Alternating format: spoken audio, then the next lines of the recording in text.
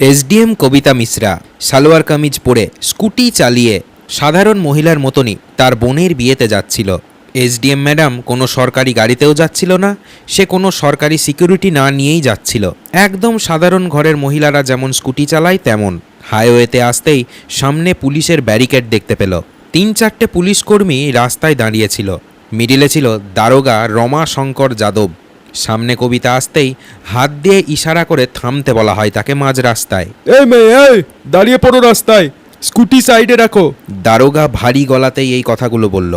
তাকে দেখে মনে হচ্ছিল সে যেন খুব রেগে আছে। কোথায় যাচ্ছ, কোথায় তুমি? দারোগা বলল। ম্যাডাম তখন বলল, আমার বোনের বিয়ে, আমাকে যেতে দিন। বোনের বিয়েতে যদি সময় মতো না পৌঁছাতে পারি তাহলে সমস্যা হয়ে যাবে। কবিতা কিন্তু খুব ধীর স্থিরভাবেই এই জবাবগুলো দিল। কিন্তু ওই পুলিশগুলো জানতো না সে একজন সাধারণ মহিলা নয়, সে ছিল একজন এসডিএম, যার এক তুড়িতেই পুলিশ ডিপার্টমেন্ট অবধি কেঁপে যাবে। দারোগা ওই কবিতার কথা শুনেই উপর থেকে নিচ অবধি দেখলো ভালো করে, তারপর একটু মুচকি হেসে বলল, আচ্ছা, তো বিয়েতে যাচ্ছ, কিন্তু হেলমেট কোথায়? মাথা তো পুরো ফাঁকা গো তোমার। আর এই স্কুটি তো ভয়ঙ্কর জোরে জোরে পার চালাচ্ছিলে। চলো চলো, চালান ভরবে, চলো, চালান দিতেই হবে। দারোগা সেই সময় চালানের বইটি বার করলো। কবিতা কিন্তু বুঝতে পেরে গেল যে এটা সম্পূর্ণটাই একটা বাহানা। কবিতা তখন বলল, স্যার, আমি কিন্তু কোনো নিয়ম ভাঙিনি। দারোগা তখন বলল, আরে ম্যাডাম, আইন আমাদেরকে শেখাতে আসবেন না, ঠিক আছে? দারোগা তখন পাশের আর একজনকে ইশারা করে ডাকলো এবং তার কাছে গিয়ে মাথা নিচু করে ফিস ফিস করে বলল, এভাবে হবে না, বুঝলে, একে সঠিক নিয়ম শেখাতে হবে। উল্টো দিক থেকে দারোগা হঠাৎ করে এসে কবিতার গালে মারল এক চট সপাটে। খুব কথা বলিস না তুই, খুব কথা বেড়েছে তোর, খুব বুলি ফুটেছে মুখ দিয়ে না। পুলিশ যখন কিছু বলে না তখন বেশি প্রশ্ন করতে নেই, চুপচাপ কথাগুলো শুনতে হয়। কবিতার মাথা 1 সেকেন্ডের জন্য একটু ঘুরে গেল, কিন্তু তাও নিজেকে কোনো রকমভাবে সামলে নিল। তার চোখে লাল হয়ে রক্ত টকবক করে ফুটছিল। দারোগা হাতে তালি দিয়ে বলল, এখনো মালটার ঘ্যাম কমেনি, বুঝলি? একজন সিপাহী এগিয়ে আসলো। ও আবার দারোগা বাবুকে বলল, মালিক, একে কি থানায় নিয়ে যাব? থানায় নিয়ে গেলে ভালো করে উচিত শিক্ষা দেওয়া যাবে মালিক। সেখানে আরাম করে মামলা সেটেল করে দেবো, কোনো চিন্তা নেই। দারোগা সেই সময় মাথা নাড়িয়ে বলল, হ্যাঁ হ্যাঁ, ওকে থানায় নিয়ে চতো, তারপর দেখছি ব্যাপারটা কত দূর এগিয়ে নিয়ে যাওয়া যায়। পুলিশকে কিভাবে কথা বলতে হয় সেটাও এই মেয়েকে শিখিয়ে দেবো। একজন সিপাহী কবিতার হাতটা ধরে হ্যাঁচকা টান মারল। চল চল, জিপের মধ্যে বস। কবিতা নিজের হাত ঝাড়া দিয়ে বলল রেগে গিয়ে, একদম সাহস করবে না আমার গায়ে হাত দেওয়ার। দারোগা তখন বলল, এই মালটার যত গরম আছে বার কর তো গরমগুলো। আর একজন সিপাহী এসে কবিতার মাথার চুল টেনে ধরল এবং জোর করে তাকে থানায় নিয়ে যাওয়ার চেষ্টা করলো। কবিতা কিন্তু ব্যথায় আহ করে উঠল। তাও কবিতা নিজের আইডেন্টিটি ভুল করেও এখনো কাউকে বলেনি, কারণ তার মনের মধ্যে অন্য একটা প্ল্যান লুকিয়েছিল। সে দেখতে চাইছিল যে এই মানুষগুলো কতটা অমানবিক আচরণ করতে পারে একজন মহিলার সঙ্গে। তখনই আর একজন পুলিশ এসে তার স্কুটিতে ধরাম করে একটা লাথি মেরে দেয় রেগে গিয়ে। বড় এসেছে আইন শেখাতে, বড় এসেছে সাহস দেখাতে। পুলিশের সামনে সাহস? এবার তোর খেল খতম, যা এবার দেখ তোর কি হয়। কবিতা কিন্তু সম্পূর্ণ বুঝতে পেরে গেছিল যে এই মানুষগুলো কতটা নিচে নামতে পারে। দারোগাও কিন্তু রেগেছিল সেই সময়। দারোগা জোরে চিৎকার করে বলল, প্রচুর দেখেছি রে তোর মতো মেয়ে, পুলিশের সঙ্গে পাঙ্গা না, চল তোর অকাত এবার দেখাবো আমরা।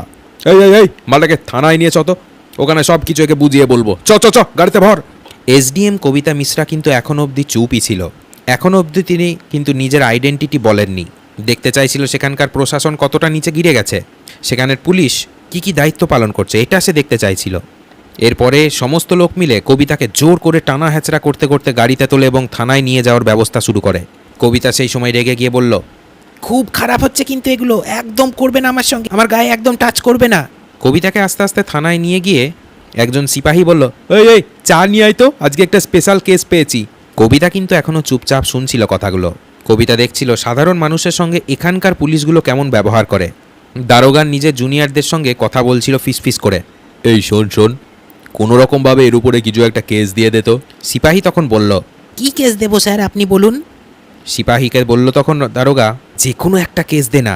কবিতা কিন্তু সব শুনছিল, এখনও কিন্তু কোনো প্রতিক্রিয়া কবিতা দিচ্ছিল না। দারোগা টেবিলে বসে পড়ল এবং পেন নাড়াতে নাড়াতে বলল, নাম বল, তোর ঘরের ঠিকানা বল। কবিতা এখনও চুপ ছিল। দারোগা আবারও জিজ্ঞাসা করলো, কে? তোর কথা কি কানে যায় না নাকি? কানের ফুটো কি বন্ধ হয়ে গেছে? ফুটো খুলে দেবো? কবিতা কিন্তু তখনও চুপচাপ। দারোগা আবার টেবিলে জোরে হাত দিল। কি রে, এখনো তুই কথা শুনতে পাচ্ছিস না? নাম বল। কবিতা সেই সময় মিথ্যে করে একটা ভুল মেয়ের নাম বলে দেয়। দারোগা মুচকি হেসে বলল, খুব চালাক তুমি, হ্যাঁ? ভুল মেয়ের নাম বলছো, ভাবছো আমরা কিছু বুঝতে পারবো না?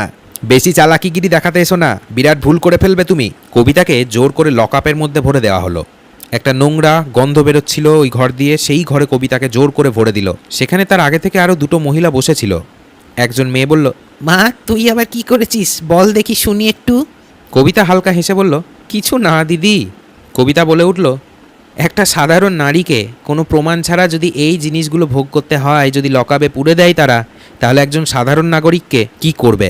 কবিতা সব কিছু বুঝে গেছিল যে সেই এলাকাতে কি কি কাজ করা হচ্ছে। সব কিছুই কিন্তু কবিতা দেখছিল। দারোগা একটা রিপোর্টও বার করলো। দারোগা বলল, চুরি আর ব্ল্যাকমেলের একটা কেস দিয়ে দে এই মেয়েটির উপরে। দারোগাকে তখন সিপাহী পাশ থেকে বলল, স্যার, কোনো প্রমাণ ছাড়া এরকম কেস দিয়ে দেব? দারোগা তখন বলল, কেস? আবার প্রমাণ? এই থানাতে প্রমাণ তৈরি করা হয় রে বেটা। কিছুক্ষণ পরে একটা সিপাহী আগে এলো। এরপর জোরে কবিতার কাঁধে হাত রাখলো। কবিতা কিন্তু হতচকিয়ে উঠল। কবিতা মনে মনে কিন্তু কোনো ভয় পাচ্ছিল না। দারোগা সেই সময় হাত উঠালো এবং থাপ্পড় মারতেই যাচ্ছিল কবিতাকে, কিন্তু দরজা থেকে আরেকজন পুলিশ অধিকার চলে এলো এবং বলল, এই এই এই থামো। সে বলে উঠল, এসব কি হচ্ছেটা কি? মহিলাদের সঙ্গে এরকম আচরণ কেন হবে? এরা কারা? কি এমন দোষে এদেরকে লকআপে পুরেছো? প্রমাণ কোথায়? এগুলো কি হচ্ছে এই থানায়? সে অফিসার তখন জোর গলায় বলল। এদিকে আবার দারোগা সেই কথাগুলো শুনে মুচকি মুচকি হাসতে লেগেছিল এবং বলছিল, কিছু না স্যার, জোরে জোরে স্কুটি চালাচ্ছিল, কোনো হেলমেট পরেছিল না, আবার ভুলভাল কথা বলছিল, পুলিশদেরকে অপমান করছিল, তাই একে ধরে এনেছি। আমরা ওকে উচিত শিক্ষা দিচ্ছি। তখন যে পুলিশ অফিসার পকা দিল সবাইকে, সে তখন ভালো করে কবিতার দিকে তাকালো এবং সে বুঝতে পেরে গেল কবিতা কিন্তু কোনো সাধারণ ঘরের মেয়ে নয়। নীরাজ নাম ছিল ওই স্যারের। ওই স্যার বলল, এই মেয়েটি কি করেছেটা কি আমাকে বলো তো একটু ডিটেলসে। রমাশঙ্কর নামের ওই দারোগা তখন একটু ভয় পেয়ে গেল। সে হড়বড় করে বলল, স্যার, চেকিং করছিলাম আমরা, সেই সময় কিন্তু খারাপ বিহেভিয়ার করে আমাদের সামনে মেয়েটি। নীরাজ তিওয়ারি তখন বুঝতে পেরে গেল এখানে তো ডাল মে কুচ কালা হে। নীরজ তখন আবার কবিতার দিকে তাকালো। কবিতাকে জিজ্ঞাসা করলো, এই মেয়ে, তোমার নাম বলো তো আমাকে একবার। কবিতা চুপচাপ দাঁড়িয়েছিল। দারোগারা আবার হেসে হেসে বলল, স্যার, এ তো নিজের নামই বলছে না। নীরাজ কিন্তু বুঝতে পেরে গেছিল এই পুলিশগুলোরই দোষ রয়েছে। নীরাজ নামের ওই স্যার তখন বলল যে ঠিক আছে, একে অন্য জায়গায় ভরে দাও, এই ঘর থেকে বার করে। সে অফিসারের কথা শুনে তো সবাই অন্য একটা কোঠরির মধ্যে দিয়ে দিল, কিন্তু ওই এসডিএম ম্যাডাম সেই নতুন কোঠরিতে গিয়ে দেখলো সেখানের অবস্থা আরও খারাপ। সেখানে লোহার জং ধরা একটা রড পড়েছিল মাটিতে, আর চারিদিকটাই ছিল স্যাঁতসেঁতে, পোকামাকড় ঘুরে বেড়াচ্ছিল। সেই সময়তেই হঠাৎ করে একজন দারোগা দেখে বাইরে একটা বড় গাড়ি দাঁড়িয়ে। সেটা যখন নীরজ স্যারকে এসে সবাই বলে, তখন নীরজ স্যার চমকে যায়। সিপাহী ভয় পেয়ে বলল, স্যার, গাড়িটা কিন্তু সরকারি। সিপাহী যখন দেখলো গাড়ির ভিতরে একজন বসে আছে, তখন তাকে দেখে সিপাহী চমকে গেল। সিপাহী ভিতরে এসে বলল, স্যার, বাইরে একজন দাঁড়িয়ে। তখন স্যার বলল, কি হয়েছে? কে দাঁড়িয়ে? কি রে, কথা বল, কে দাঁড়িয়ে? চুপচাপ কেন? তখন সিপাহী ভয়ে কথাই বলতে পারছিল না। স্যার যখন বাইরে বেরিয়ে দেখলো, তখন দেখলো ডিএম সাহেব চলে এসেছে গাড়িতে করে। পুলিশগুলো সবাই হতচকিয়ে ওঠে এবং বুঝতে পেরে গেল এবার মামলা বিরাট জায়গায় চলে গেছে। ডিএম সাহেব থানার মধ্যে পা ফেলতেই থানা পুরো চুপচাপ হয়ে যায়। চোখ বড় বড় করে রমাশঙ্কর স্যারের দিকে তাকিয়ে ডিএম বলল, দারোগা বাবু, কি হচ্ছেটা কি এখানে একবার বলবে? রমাশঙ্কর সেই সময় ভয় পেয়ে বলল, স্যার, কিছু না তো, কিছু না তো, কিছুই হচ্ছে না, শুধু একটা ছোট কেস। ডিএম সাহেব টেবিলের সামনে এসে কবিতার নামে করা সমস্ত কেসগুলোকে ভালো করে পড়ে, তারপর কবিতার দিকে তাকায়। ডিএম সাহেবের মাথা ঘুরে যায়। ডিএম সাহেব বলল, এই মহিলার উপরে এই কেস তোমরা দিলে? এই বেটা, কে দিয়েছো? একবার আমার সামনে এসো তো। রমাশঙ্কর সেই সময় ভয়ে ঢোক গিলতে পারছিল না, কপাল দিয়ে ঘাম বেরোচ্ছিল। রমাশঙ্করকে সেই সময় ডিএম সাহেব বলল, কি কি প্রমাণ আছে এনার বিরুদ্ধে? একবার আমাকে প্রমাণগুলো দেখাও। ডিএম সাহেব সেই সময় কবিতার দিকে তাকিয়ে বলল, ম্যাডাম, আপনার নামটা বলুন তো। সেই সময় কবিতা নিজের সঠিক নাম বলে দেয়, আমার নাম কবিতা শুক্লা, আমি এসডিএম। আর এই কথাটি শুনে রমাশঙ্কর সহ সেখানে যতগুলো সিপাহী ছিল সবাই আঁতকে ওঠে ভয়ে। সবার হাত পা কাঁপতে লাগে। পুলিশগুলো চুপচাপ দাঁড়িয়েছিল। রমাশঙ্করের পায়ের নিচের মাটি সরে গেল। এসডিএম ম্যাডাম, আপনি? আপনাকে তো আমরা অন্য মানুষ ভেবেছিলাম। যাকে আমরা এতটা অত্যাচার করলাম, যাকে আমরা মারধর করলাম, সে একজন এসডিএম। ডিএম তখন বলল, দারোগা বাবু, আপনার সাহস কি করে হয় আপনি একজন এসডিএম ম্যাডামের উপরে এরকম অত্যাচার করছেন, তার উপর আবার মিথ্যে কেস ওর নামে দিয়ে দিচ্ছেন? রমাশঙ্কর কিছু বলতে পারছিল না। নীরজ স্যার তখন সামনে আসে এবং বলে, ডিএম বাবু, আমি আগেই বলেছিলাম এদেরকে যে কোনো একটা গড়বড়ি আছে, তোমরা এই মেয়েকে কেন ধরেছ? এখানকার সমস্ত অফিসাররা কিন্তু কোনো জবাব আমাকে দিতে পারেনি। এবার রমাশঙ্কর নামের ওই অফিসার কিন্তু একলা হয়ে গেছিল। কবিতা এবার নিজের রূপ দেখালো, আসল রূপ। কবিতা ম্যাডাম তখন বলল, রমাশঙ্কর, তোমার নামে এবার কেস হবে। তুমি পুরো বাজেয়াপ্ত হয়ে গেছো, তোমার চাকরি সিজ করে দেওয়া হলো, তোমার চাকরি আর নেই, তোমার কেসে ফাঁসিও হতে পারে। তখন সব পুলিশ অফিসারগুলো রমাশঙ্কর স্যারের কাছ থেকে দূরে দূরে সরে যায়। রমাশঙ্কর ভয়ে কাঁপতে লাগে এবং তার চোখ দিয়ে জল পড়তে লাগে। নীরজ নামের স্যার হাবলদারকে আদেশ দিল, তাড়াতাড়ি ম্যাডামকে ওই কোঠরা থেকে বার কর। যখনই রমাশঙ্করকে পুলিশ অফিসাররা ধরতে যাচ্ছিল তখনই রমাশঙ্কর একটা কাগজ পকেট থেকে বার করে এবং সবাইকে দেখাতে লাগে, হাওয়ায় ওড়াতে লাগে। যখন সেই কাগজটি ডিএম এবং এসডিএম ম্যাডাম পড়ে দেখে তখন সেখানে ট্রান্সফারের অর্ডার লেখা ছিল। তখন ওই দারোগা বলে উঠল, হ্যাঁ হ্যাঁ হ্যাঁ, আমাকে কষ্ট দেওয়া মুখের কথা নয়, আমার ট্রান্সফার অলরেডি হয়ে গেছে 3 দিন আগে, আমাকে সাসপেন্ড করতে পারবেন না। থানাতে সমস্ত মানুষ হতবাক হয়ে গেল। অফিসারগুলো এর মুখের দিকে তাকাচ্ছিল। কবিতা ওই কাগজটি হাতে নিল এবং আবারও মন দিয়ে পড়ল। তখন কবিতা বলল, এটা কি আসল কাগজ? তখন কবিতার কথা শুনে সবাই বলল যে না, এটা আসল নাও হতে পারে। তখন ডিএম বাবু বলল, অবশ্যই এক্ষুনি এই কাগজটার সম্পর্কে সঠিক তথ্য আমার চাই। যদি এটা আসল হয় তবেই রমাশঙ্করকে আমরা সাসপেন্ড করব। আর ততক্ষণ রমাশঙ্কর এখানেই চুপচাপ বসে থাকবে, বন্দি থাকবে। আর এই কথাটি শুনে রমাশঙ্কর অবাক হয়ে গেল। পুলিশ অফিসাররা যখন ওই কাগজটি সম্পর্কে রিসার্চ করলো তখন দেখতে পেল যে হ্যাঁ, ওই কাগজটি ছিল আসল, কিন্তু রমাশঙ্কর এখনও অবধি ওই থানার দায়িত্বতেই ছিল। মানে রমাশঙ্কর এখনও দায়িত্ব কিন্তু ছাড়েনি। তার মানে রমাশঙ্করকে সাসপেন্ড করে দেওয়া যাবে। এখন আর কেউ রমাশঙ্করকে বাঁচাতে পারবে না। কবিতা ম্যাডাম তখন তাকিয়ে বলল রমাশঙ্করের দিকে যে এবার তোমার জায়গা ওই জেলের মধ্যেই হবে যেখানে আমাকে বন্দি করে রেখেছিলে, আর তোমাকে কেউ বাঁচাতে পারবে না। ডিএম তখন আদেশ দিল, এই তাড়াতাড়ি গ্রেপ্তার করো এই পুলিশটিকে, তাড়াতাড়ি, বেশি সময় আমাদের হাতে নেই, 1 মিনিটের মধ্যে গ্রেপ্তার করা চাই। রমাশঙ্করকে যখনই গ্রেপ্তার করার আদেশ দিল তখনই সম্পূর্ণ থানা নড়ে বসলো। তখনই সে বুঝতে পারলো যে আর সে বাঁচতে পারবে না। রমাশঙ্কর তাও আর একটা কথা বলে উঠল, এসডিএম ম্যাডাম, আমি কিন্তু একলা নয়। আপনি কি জানেন এই থানার মধ্যে আরও অনেক ভ্রষ্টাচার আছে? আপনি কি ভাবছেন শুধু আমি কি এই থানায় ভ্রষ্টাচার করি? থানার দিকে যত পুলিশ অফিসার ছিল তাদের দিকে আঙুল দেখিয়ে বলল রমাশঙ্কর, এই সব কটা আমার সঙ্গে আছে, এই পুরো চেন অনেক উপর মহল অব্দি আছে। থানার মধ্যে সমস্ত পুলিশ অফিসারগুলো ভয় পেয়ে গেল। নীরজ স্যারও তখন ভয় পেয়ে গেল তার কথা শুনে। কবিতা ম্যাডাম তখন বলল, এই সম্পূর্ণ থানাটিকেই কিছুদিন যাবত আমি পরীক্ষা করব এবং সকলের সম্পর্কে বিভিন্ন তথ্য কালেক্ট করব। ডিএম সাহেব সেই সময় আদেশ দিল, অ্যান্টি ভ্রষ্টাচারের টিমকে ডাকা হোক। পুরো থানার মধ্যে সমস্ত পুলিশগুলোই ভয় পেয়ে গেল। যখনই টিম এসে যাঁচ শুরু করলো তখন সবাই ভয় পেয়ে গেল। একজন হাবলদার ম্যাডামের সামনে এসে হাত জোড় করে বলল, ম্যাডাম আমাকে বাঁচান, আমাকে বাঁচান, আমি শুধু আদেশের পালন করতাম।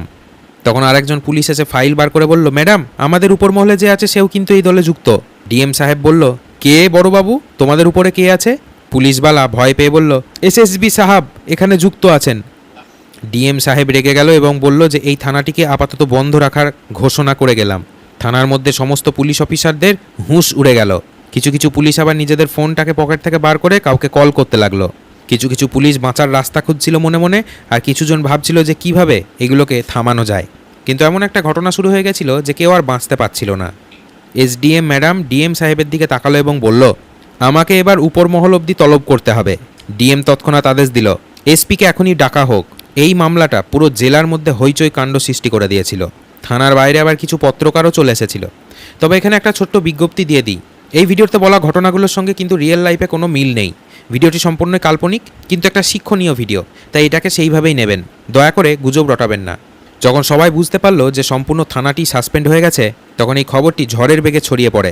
এবার কিন্তু সম্পূর্ণ মামলাটি সামনে আসার পালা। সেই সময় একটা কালো কাঁচওয়ালা গাড়ি চলে এলো থানার সামনে। এসএসবি সাহেব নিজে চলে এসেছিলেন।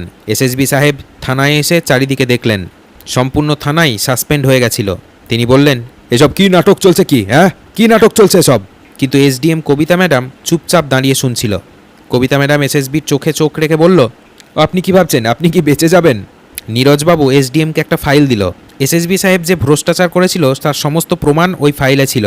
কবিতা বলল, এসএসবি সাহেব দেখুন আপনার কীর্তি, আপনার সমস্ত কালো ধান্দা সব এখানে লেখা আছে। এবার এসএসবি সাহেব সেগুলোকে দেখেই ভয়ে কাঁপতে শুরু করলো, তার কপাল দিয়ে ঘাম পড়তে লাগলো। ডিএম সাহেব আদেশ দিল এসএসবিকে তাড়াতাড়ি গ্রেপ্তার করুন। এখন সম্পূর্ণ পুলিশ ফোর্স হতবাক ছিল। এত বড় অধিকারককে এই প্রথমবার কেউ খোলাখুলি ধমক দিল এবং হুমকি দিল, সঙ্গে অ্যারেস্ট করলো। এসএসবি যখন গ্রেপ্তার হয়ে গেল তখন পুরো মামলা নড়িয়ে রেখে দিল রাজ্যকে। এরপরে উপরমহল থেকে ডাইরেক্ট অর্ডার আসে যতজন পুলিশ অফিসার এবং যতজন অফিসার এই ভ্রষ্টাচারের সঙ্গে যুক্ত ছিল তাদের সবাইকে অ্যারেস্ট করা হোক। বড় বড় অফিসাররা গ্রেপ্তার হলো এবং সেই জায়গা সম্পূর্ণরূপে কালোবাজারি মুক্ত এরিয়া হয়ে গেল। একজন মহিলার ইমানদারি, একজন মহিলার নিঃস্বার্থ প্রেম মানুষের প্রতি একটা পুরো সিস্টেমকে নষ্ট করে দিল।